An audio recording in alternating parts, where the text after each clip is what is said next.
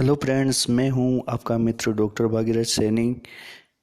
मेरे YouTube channel GK एवं history में आपका हार्दिक स्वागत है। आज मैं आपके लिए लेकर आया हूं 16 संस्कार।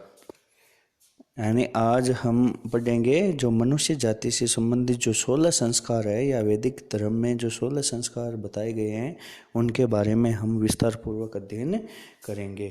तो पढ़ते हैं 16 संस्कारों के बारे में। संस्कार का साधारण अर्थ शुद्धि, परिष्कार अथवा स्वच्छता से है। मनुष्य का जीवन है इस संस्कार से ही परिशुद्ध होता है। यानी जिस व्यक्ति के अंदर संस्कार नहीं होते हैं उसको हम अशुद्ध कह सकते हैं। इसलिए व्यक्ति को जब संस्कार दिए जाते हैं तो उसका जीवन क्या है, सफल माना जाता है। और संस्कार 16 प्रकार के होते हैं। पहला जो संस्कार है वो है गर्भाधान संस्कार। जीवन का प्रथम संस्कार माना गया है। गर्भाधान के निमित्त रात्रि का ही समय उपयुक्त माना गया है। यानी गर्भाधान है वो रात्रि के समय ही करना चाहिए। शास्त्रों में ऐसा बताया गया है कि दिन के समय गर्भाधान करने से संतान अयोग्य और निर्बल हो सकती है। दूसरा जो संस्कार है वो है पुंसवन संस्कार। इसमें गर्भाधान के तीसरे माह में पुत्र की प्राप्ति के लिए ये संस्कार किया जाता है। इसका मतलब है कि जो गर्भ के अंदर है पुत्र की ही प्राप्ति हो, इसलिए पुंसवन संस्कार किया जाता है। अगला देखते हैं हम दोस्तों, सीमंतोन्नयन संस्कार। इसमें भ्रूण की दीर्घायु की कामना तथा उसका बुरी आत्माओं से बचाव के लिए ये संस्कार किया जाता है। यानी बच्चा है गर्भ के अंदर स्वस्थ रहे, उसको किसी प्रकार की नज़र नहीं लगे, बुरी आत्माओं से उसको छुटकारा मिले, इसलिए सीमंतोन्नयन संस्कार किया जाता है। अगला जो संस्कार है जातक्रम संस्कार। ये शिशु के जन्म लेने के बाद किया जाता है। जैसे बच्चा है, जन्म लेने के बाद उसको जन्म गुट्टी भी दी जाती है, उसी तरह बच्चे को घी तथा शहद चटाया जाता है। और इसके बाद में आगे आता है नामकरण संस्कार। शिशु के जन्म लेने के बाद 10वें या 12वें दिन उसका नामकरण किया जाता है। यानी लड़का हो या लड़की उसका नाम रखा जाता है। आगे जो है निष्क्रमण संस्कार।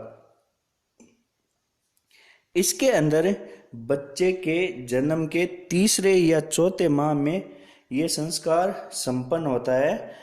निष्क्रमण का अर्थ है बच्चे को घर से बाहर घुमाया जाता है। अगला जो संस्कार होता है वो है अन्नप्राशन संस्कार। इसके अंदर बच्चे के जन्म के 6ठे महीने में ये संस्कार संपन्न किया जाता है, जिसमें बालक को पहली बार पका हुआ भोजन खिलाया जाता है।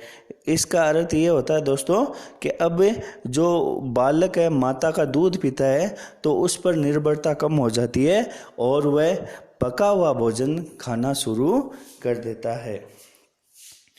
आगे हम पढ़ते हैं जो 8वां संस्कार है चूड़ाकरण या चोलकरण संस्कार। इसको झड़ूला उतारना भी कहा जाता है।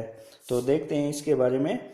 चूड़ाकरण या चोलकरण संस्कार, इसमें बालक के पहली बार बाल काटे जाते हैं और सामान्यतः 3 वर्ष की आयु में बाल काटे जाते हैं। अगला जो संस्कार है कर्ण भेद संस्कार। ये संस्कार 5 वर्ष की आयु में किया जाता है, इसमें बालक के कानों को बींधा जाता है। यानी बालक या बालिका है, उसके कान बींध कर है उसमें सोने या चांदी के आभूषण पहनाए जाते हैं। अगला जो संस्कार था वो है विद्यारंभ संस्कार। इसके अंदर बालक को घरेलू विद्या एवं अक्षरों का बोध कराया जाता था। आगे जो संस्कार है उसका नाम है उपनयन संस्कार।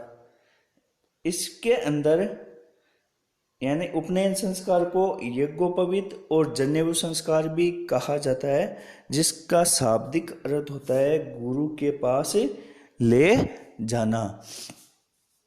यानी इसमें क्या होता है कि गुरु के पास ले जाकर है बालक को शिक्षा दी जाती है और उसको जनेऊ धारण करवाया जाता है।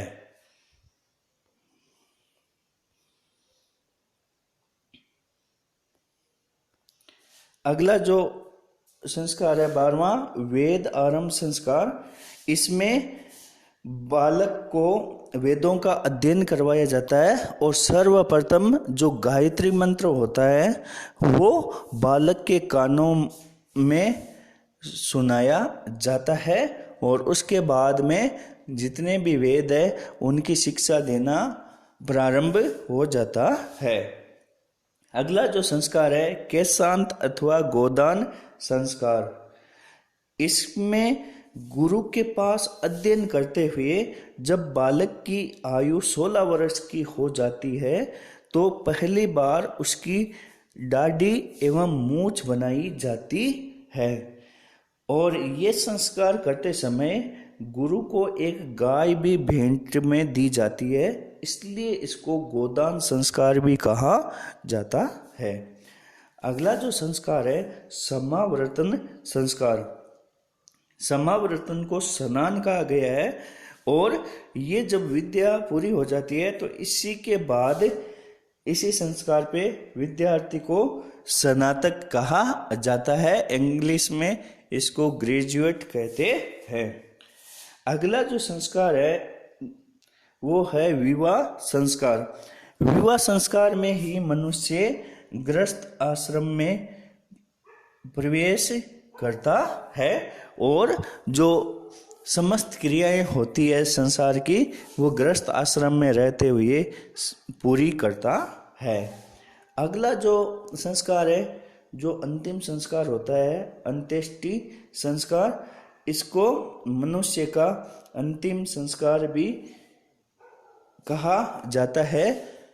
यानी जो व्यक्ति की मृत्यु होने के बाद शव को जलाया जाना और उससे संबंधित संस्कार किया जाना अंत्येष्टि संस्कार कहलाता है। तो ये थे दोस्तों मानव के 16 संस्कार। आपको वीडियो कैसा लगा कमेंट बॉक्स में ज़रूर बताएं। मेरे चैनल को लाइक करें, शेयर करें, सब्सक्राइब करें और दोस्तों आप वीडियो देखते हो तो कम से कम लाइक तो ज़रूर कर दिया करें ताकि मुझे भी मनोबल मिलता रहे। आपके लिए इतनी मेहनत करते हैं तो आपका वीडियो देखने के लिए बहुत बहुत धन्यवाद। मिलते हैं अगले वीडियो में नए टॉपिक के साथ।